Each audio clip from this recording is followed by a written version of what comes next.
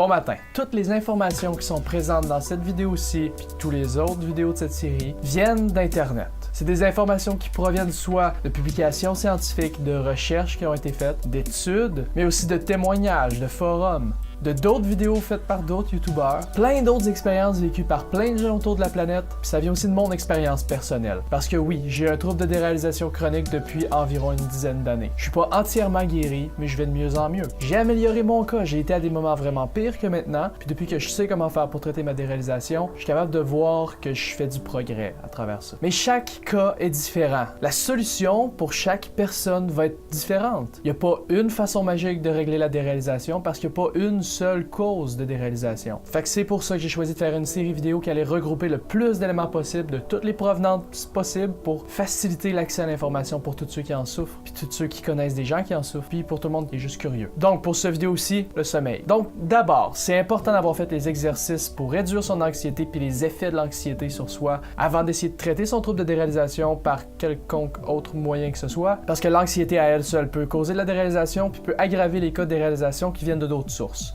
Ça sert à rien d'essayer de régler son trouble de déréalisation en changeant ses habitudes de sommeil si tu souffres d'anxiété ou si tu en as des symptômes. Puis l'un des symptômes de l'anxiété, c'est justement l'insomnie. Puis dans certains cas plus rares, l'hypersomnie. En passant avant de tomber au cœur du sujet, pour ceux qui font des rêves lucides couramment, c'est pas supposé causer de problèmes de santé, c'est pas supposé causer de déréalisation. Il y a aucune différence observable dans le cerveau ou dans l'activité cérébrale pendant des rêves non lucides ou par rapport à des rêves lucides, ça revient au même. Sauf si la pratique du rêve lucide amène du stress ou que les techniques utilisées raccourcissent les temps de sommeil réels qui demandent énormément d'efforts pour pouvoir y arriver. Mais normalement, des rêves lucides bien exécutés, rêver lucide, change absolument rien, c'est pas supposé causer des réalisations. Alors comme je disais, l'anxiété peut causer de l'insomnie. En fait, la principale cause d'insomnie, c'est l'anxiété. Mais c'est pas la seule. Une mauvaise alimentation ou un mode de vie sédentaire peut aussi causer de l'insomnie. Faut considérer aussi que toujours s'endormir sous, boire de l'alcool avant d'aller se coucher, boire beaucoup d'alcool avant d'aller se coucher, ralentit aussi les fonctions du cerveau, incluant les fonctions de réparation du cerveau, ce qui va donner des effets similaires à l'insomnie. Si t'es sous-mort, ton cerveau se répare pas, il fonctionne pas correctement. Il fait juste ralentir, il fait juste être sédaté. D'autres problèmes médicaux peuvent aussi causer de l'insomnie, comme avoir mal. C'est normal que si t'as mal tout le temps, tu dormes mal. Si t'as un bras cassé ou une hernie discale ou des problèmes de digestion, quoique les problèmes de digestion sont souvent causés par l'anxiété,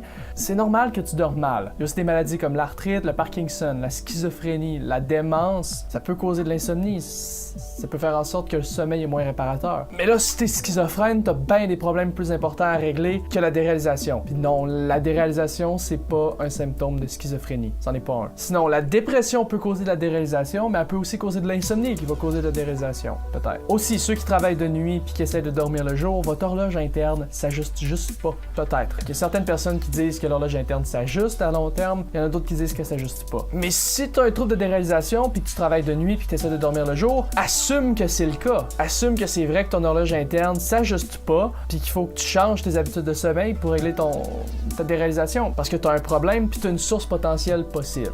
Règle ça, puis tu vas savoir si c'est la vraie source ou pas. Tu sais, si tu essaies de dormir le jour puis que ton horloge interne s'est pas ajustée, tu essaies de dormir alors que tout ton système te gueule de rester réveillé. En passant, dormir avec la musique ou la TV cause un sommeil moins réparateur qui peut amener des symptômes similaires à l'insomnie puis de la déréalisation.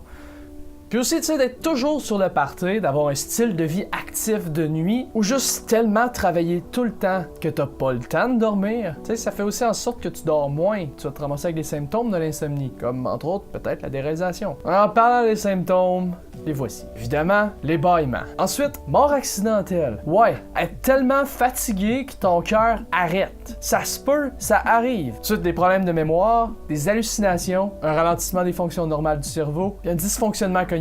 Fait que là, tu te ramasses avec un cerveau ralenti qui s'imagine des choses, qui est plus capable de se souvenir qu'est-ce qui s'est passé pour vrai puis qu'est-ce qui s'est pas passé pour vrai, puis qui a des pensées complètement irrationnelles. D'autres symptômes, t'as des micro-sommeils, un système immunitaire plus faible, un gain de poids ou une perte de poids dans certains cas, la pression artérielle élevée, une multitude d'autres problèmes de cœur, même du diabète. Puis le manque de sommeil peut aussi causer des troubles de tempérament puis de la grippe. Tout ça, c'est ce que la majorité des gens vont subir quand ils vont manquer de sommeil. C'est très connu, c'est très étudié, on le sait.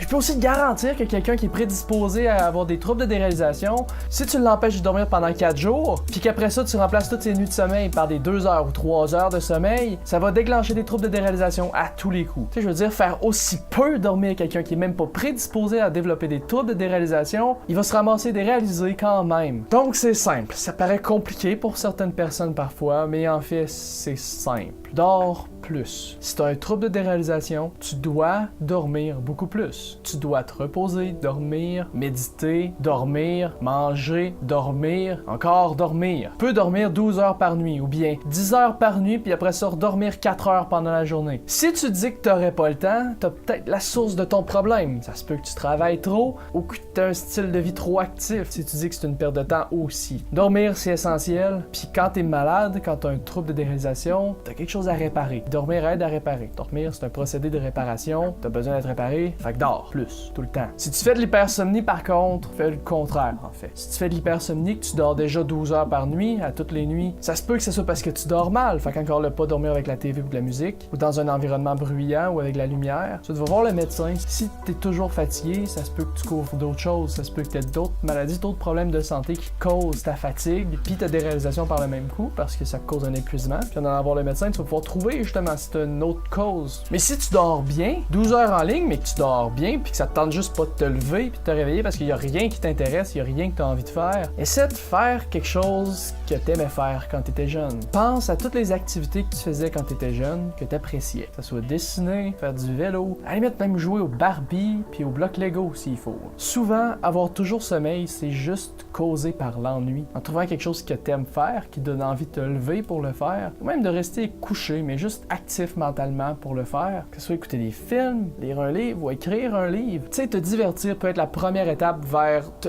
donner l'envie de profiter du temps que tu passes réveillé. Parce que trop dormir peut être mauvais pour toi, ça peut te causer de la déréalisation. À force de passer aucun temps réveillé, t'as même plus conscience que t'es réveillé. En plus, il y a certains problèmes de santé qui peuvent te causer de l'hypersomnie, qui peuvent aussi te causer la déréalisation à eux seuls. Parce que pour que ça affecte ton corps, ta répartition d'énergie, ton accessibilité à l'énergie, à un tel point que t'as toujours envie de dormir, ça affecte aussi ton cerveau. Puis ça ralentit les fonctions de ton cerveau. Puis à partir du moment où ça ralentit les fonctions de ton cerveau, ça a les risques de causer la déréalisation. Mais bon, je suis pas un professionnel du sommeil. Je connais pas tous les trucs pour établir un bon cycle de sommeil puis avoir un cycle de sommeil bon pour la santé, complètement sain, mais c'est quelque chose d'absolument crucial. Tu sais, il y a plein de trucs pour mieux dormir ou plus dormir. Tu sais, tu peux prendre des boissons relaxantes puis de la mélatonine, ou même des relaxants musculaires si t'en as besoin pour t'aider à dormir si tu fais de l'insomnie, mais tu devrais aller voir un professionnel aussi. À la limite, juste à la pharmacie, un professionnel des médicaments, ils savent comment ça marche aussi.